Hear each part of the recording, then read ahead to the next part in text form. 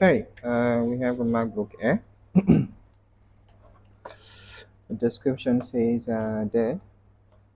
This is an A1466, and that's from 2012 up until 2017. The model numbers has been the same. So A1466, 2012, A1466, 2013, 2014, 2015, 2017. So there was no 2016 MacBook Air. So you have 2014, 2012, 13, 14, 15, and 17, all sharing the same order numbers.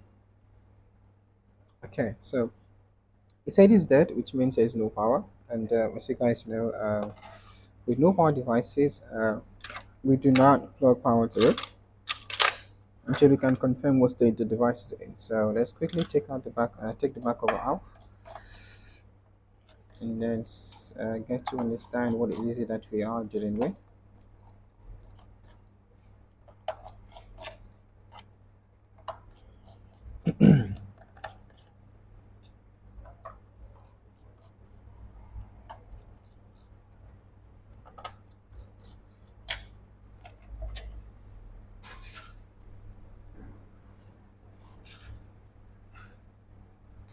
So most of the devices that we get, they are devices that has been pre-assessed, which means they are coming from a repair company.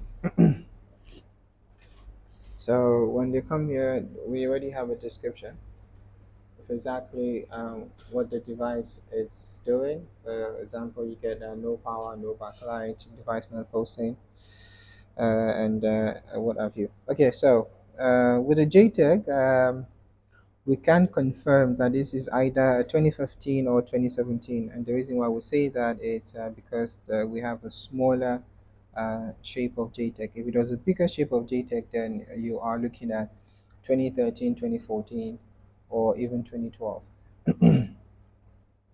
So we don't see any sign of liquid damage. So the next thing we're going to do is to disconnect our battery, and then we want to see if we have a short on our PPBUS line. So you can measure for short on our PPBUS line on the fuse here. This fuse is sitting on the PPBUS line, and on our board view here is the PPBUS fuse F7140. Here you see where it says PPBUS.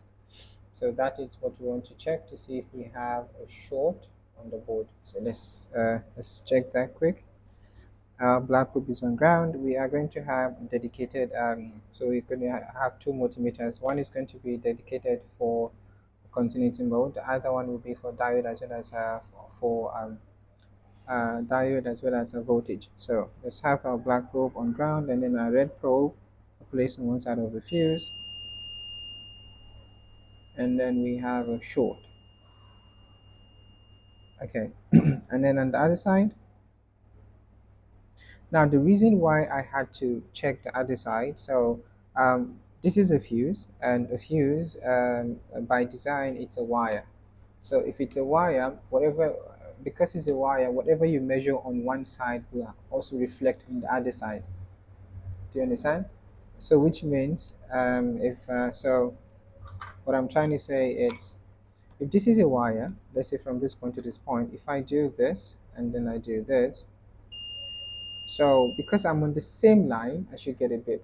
Now, for a fuse, that is what it should be, which is that when I do this, if it bips, it means I have a short. It means the fuse is it's one side of the fuse is connected to ground. But the reason why I had to also measure on the other side is to give me an idea what has happened. Because there are two things that has happened here. There's been a short on the board on the PPBUS line. Now, if the short, I wanted to confirm if the short was, if the device was on enough, if the device was on enough to have allowed the fuse to also blow out. Do you understand?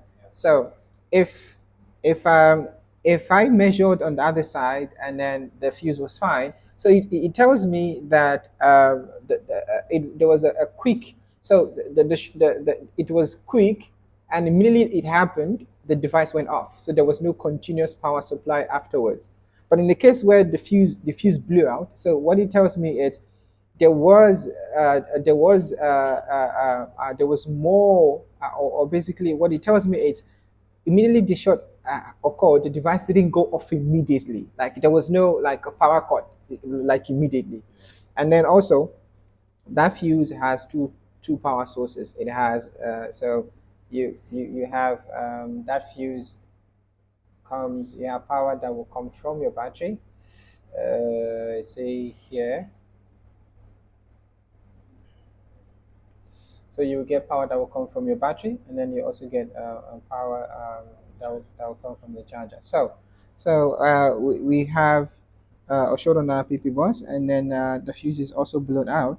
So what that will mean is we will have one of the caps being the problem. So if we see here now, so one of the ways we are going to narrow down what our problem is. So an issue like this usually when you have a short on your PP bus on your MacBook Air, you may not have to take the board out to solve the problem, but just to make sure you have a neat to have a neat job done, then it is better to take the board out. Because the reason why I say that is oftentimes the faulty cap, oftentimes the faulty cap will be on the surface, on the surface of the board, which is on the other side, so which is basically on this side of the board, not the other side.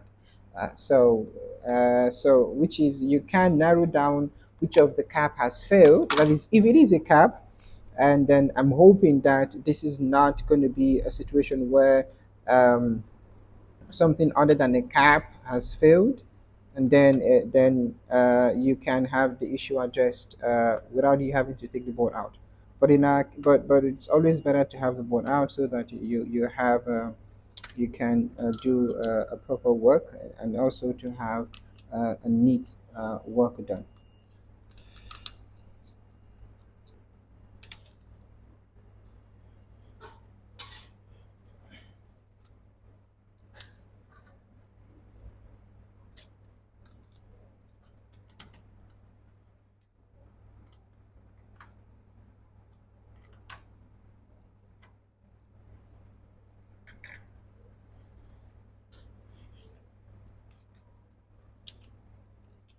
Sometimes, with the case of a short on your MacBook Air's repair, you can see a physically burned out capacitor, one of the tantalum capacitor burning out, and other times you have to really look to see it. So now let's walk around this. So the PP bus, the PP bus is going to directly make connection to a current sensing resistor here, this guy.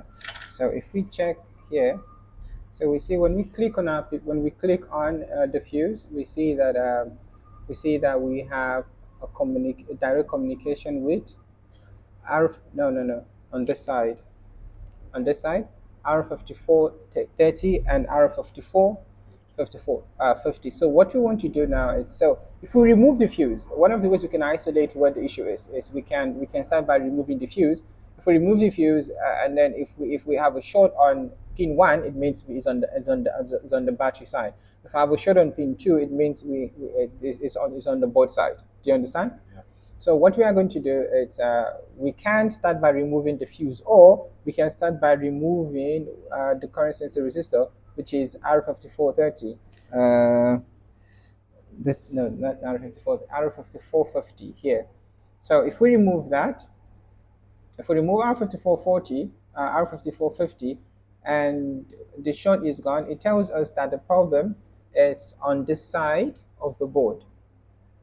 It's on this side of the board. Yeah. So let's try to remove alpha, because the reason why. Okay. Okay. Let's start from the beginning. Let's remove alpha. Let's remove the fuse, and then build our way up from there.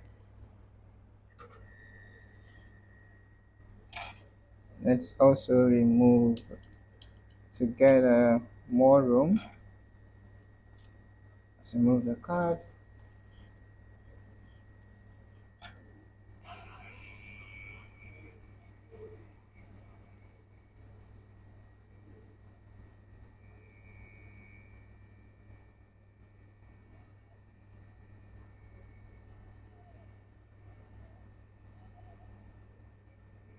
Okay, so that is up.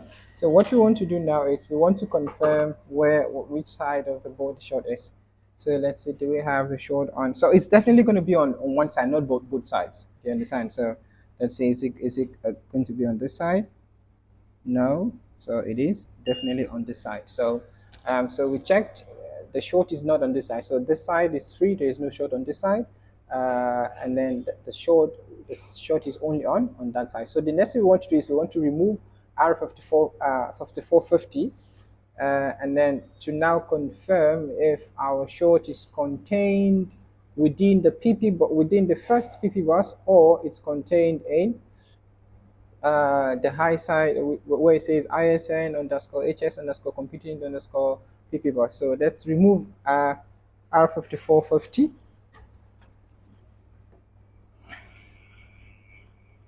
And by the way, this is one way you can do it. The other way is you can do a visual inspection to see which of the cap um, which of the cap has failed. So it's just one way of doing it. Uh, Now out of the 450 is out. Let's see, where do we have our short? Do we have our short on pin 1 or pin 2? Black pin 1 ground, pin 1 is fine, pin 2 is where the problem is. So now our problem is on the main PPBus line. So not on pin, it's not on pin 1, but on pin 2. Now what do we have on pin 2? So let's maintain a single view. Okay, so what do we have on pin 2? Let's go to the other side. Pin 2, we have fuse on that line. The fuse is not there anymore. We have that. Now we have R5430. Even R5430 is not on, is not it's not installed. Whatever it's on pin 1 of R5430 is the same thing that you find on pin 2. So yes, we see. So from here we only see that the connection is very minimal, yeah, just this. But so which also takes us to, so here thunderbolt. Okay, let's not worry about that. Let us now see this other side as well, this side. So most likely our problem is going to be here, most likely. So you said Whatever you have on pin 1 is same as pin 2. okay. You understand? So this is so let's go back. So this is a black probe on ground, and then let's see. So that's a short. I see that on both sides, and that's okay. So what we now want to do is, most likely our issue is going to be one of this. So either 1, 2, 3, or 4. So let's see, and that is going to be um, the 4 will then be, so the 4 will be 1, 2, 3, 4. Yeah. So 1, 2, 3, 4. So that is, even though there is none of it looks out of place, except, nah, doesn't look out of place. So none of this look out of place. Okay. So the first thing we want to do is we are going to remove 1, 2, 3, 4. Let's see, and then on the other side, U7501, no. Yeah, let us remove the 1, 1, 2, 3, 4, and see if we get any changes.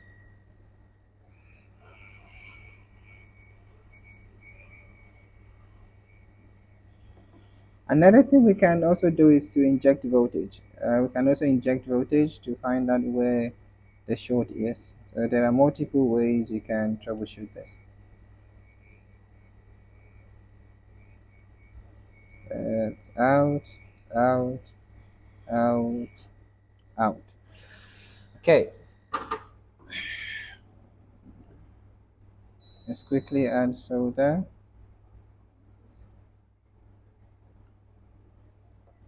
While we are waiting for the board to cool off a bit.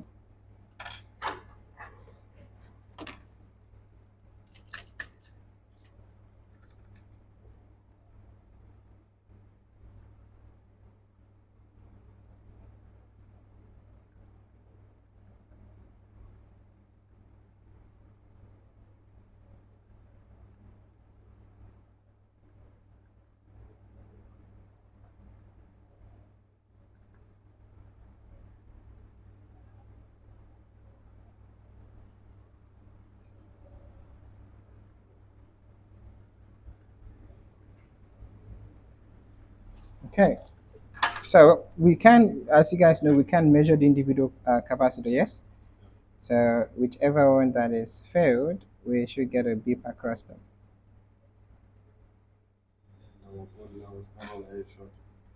No, we didn't measure the board yet. We just want to see if the problem. So if any of these beeps, it means one of it is our problem. But if none of it beeps, it means our problem is still on the board. So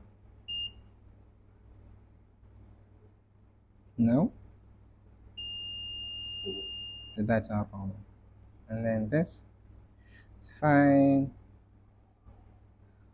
That's fine. It's interesting that the one that failed, because it doesn't look damaged. Because oftentimes when a tantalum capacitor, often, especially on a PPBUS line, you will find that at least there will be something to suggest that this is the culprit, but nothing. It looks okay.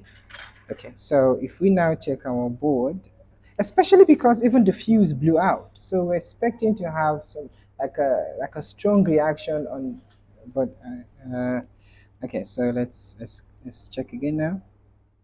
So now we see our short is gone. That is definitely ground. So now we are going to put back the current sensor resistor, and then as well, and then put back also three. But this guy is not going to go back because this is our problem. We're also going to install. So for the fuse, we can just, if you don't have a replacement, you can use a tiny wire for the fuse. It should be tiny enough that the fuse, it doesn't defeat the purpose of the fuse. You don't want to use a strong wire um, that would defeat the purpose, because the idea of a fuse is to break when it detects a problem. But if you use a stronger wire, even when there's a problem, the fuse will remain, which is not ideal. So let's get a donor board. Give us a MacBook Air board. MacBook Air.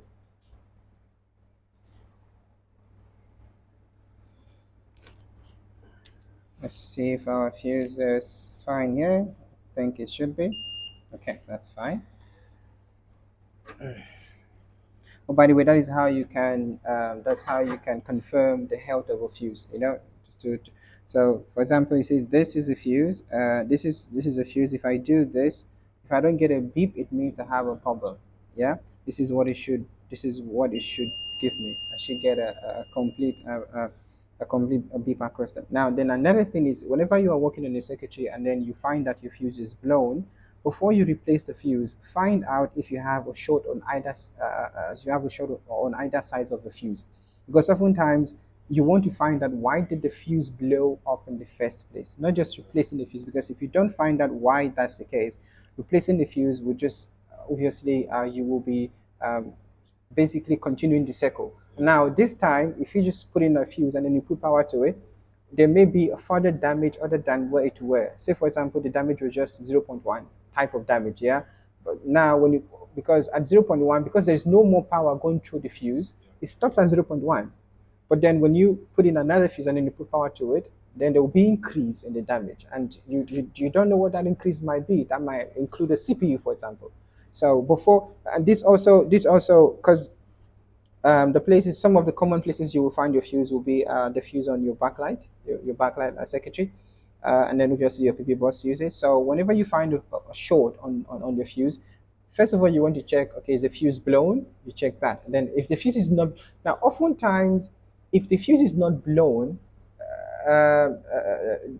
then it's good, you know. But if the fuse is blown, before you replace the fuse, find out if the cause of why it blew in the first place is still present.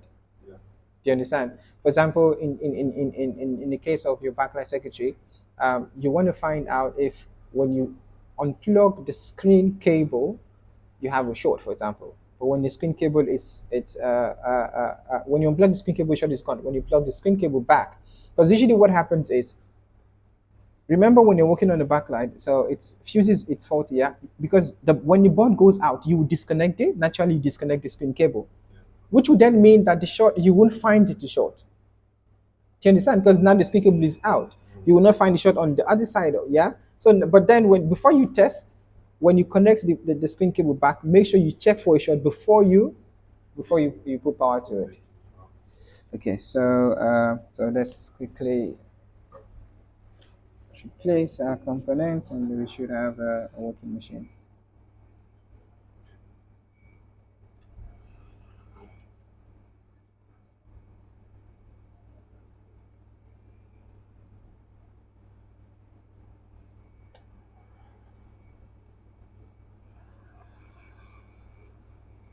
So do you understand?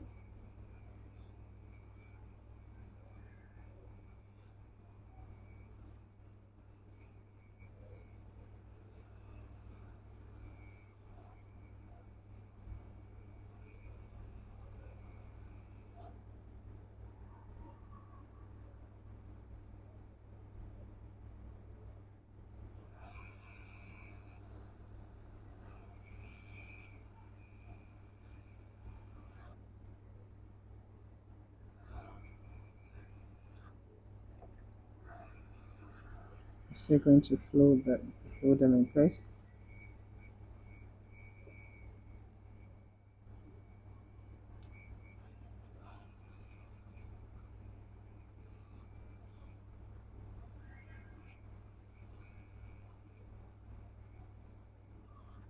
Okay, let's just put this here. And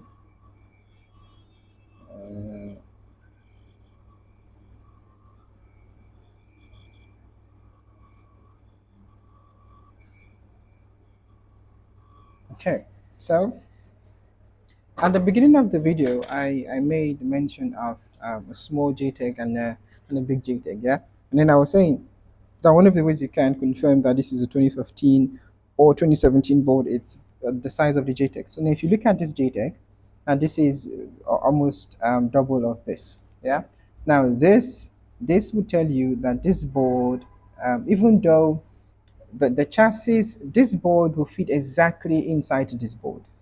Now, everything on this board will work on this board.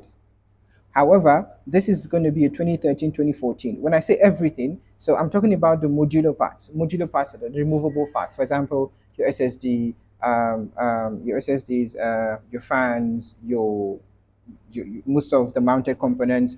I'm not talking about the programmed chips. For example, your SPI ROM chip is not going to work. I'm not talking about your CPU, for example, because one is the CPU. Obviously, they are not easily interchangeable. So what I'm talking about is if you are to transfer this board inside the shell of this board, it's going to work 100%. So when you see this JTAG, it tells you that that board is either 2014, 2013, or 2012. Now, but then when you find this, it tells you that the board is either 2015 or 2017. Now, with that of 2012, even though 2012 uses Massive 2, the model number is still A1466. The IO board cable, there will be a difference in the IO board cable, which would then mean that a 2012 board, even if it looks closely like this, there's still you will still spot the difference between the 2012 board and the 2013, 2014 board, even though the JTAGs are similar. Do you understand? But in terms of a 2015, 2017, you have a small 2015, 2017 will definitely use a small JTAG, while 2013, 2014 will use a bigger JTAG. Overall, this board will work in the same shell as this board. The same shell that you can install the 2015, 2017, you can install you can install 2013, 2014 in that same shell, which then mean that, for example, the trackpad, the keyboard, the SSDs that you use, even the battery that you use on the 2013, 2014 is the same that you use on the 2017, 2015. Okay, so that's it. Let us see if we now have a fully working machine. So as you guys know, we like to not have let the fan spin be the deciding factor for us. We want the multimeter to give us where we are. Is less of a problem, heart attack kind of, when you're not expecting a fan swing. So let's see what we have.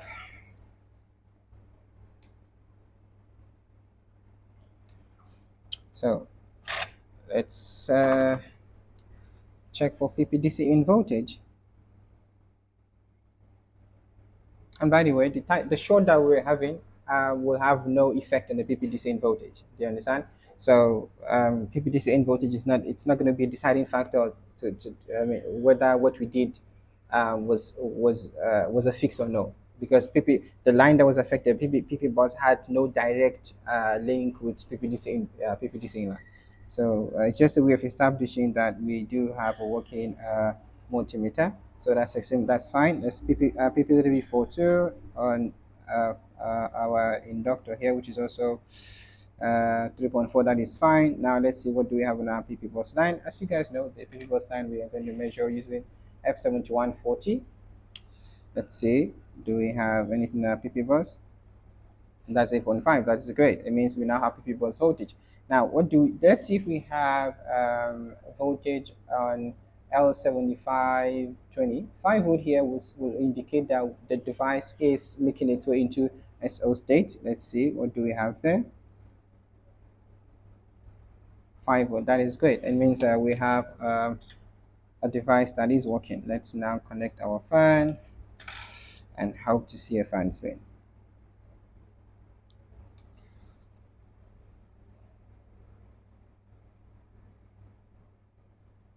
Now, by the way, the delay, it's because we are using an Apple original charger. That's why there is a delay.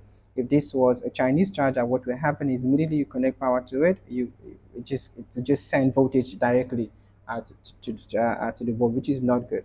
So the delay is good. That is one of the ways you can tell that you're using an Apple charger. So yes, we have a fine speed. The next thing I want to see now is if we have Apple logo, because it's one thing for the device to power on, it's another thing for the device to post.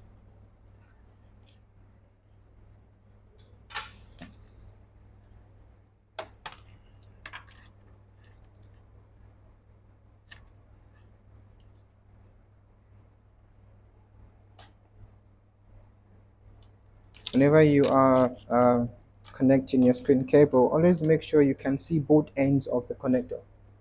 So always make sure that you are able to see, when I say both ends, this ends, because sometimes you may make a mistake by having to force it and thereby damaging either the first or the last. So make sure you can see both ends of the connector before you push. You understand? So before you push it in, make sure it's properly aligned and you can see both ends of the connector, then you can push. Because if you don't see both ends, you push, there's a chance of you damaging the cables. And then what happens when you damage the cable, it can be replaced, but then it just extends the repair time. Do you understand? So before you push, make sure you can see both ends. You make sure it's properly aligned before you push. Okay. We're only going to connect the cables that we need.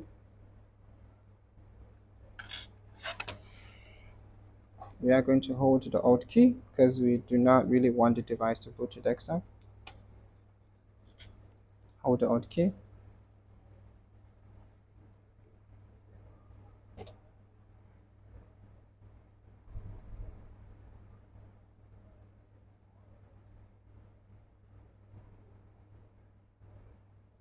Okay, that's a beautiful one.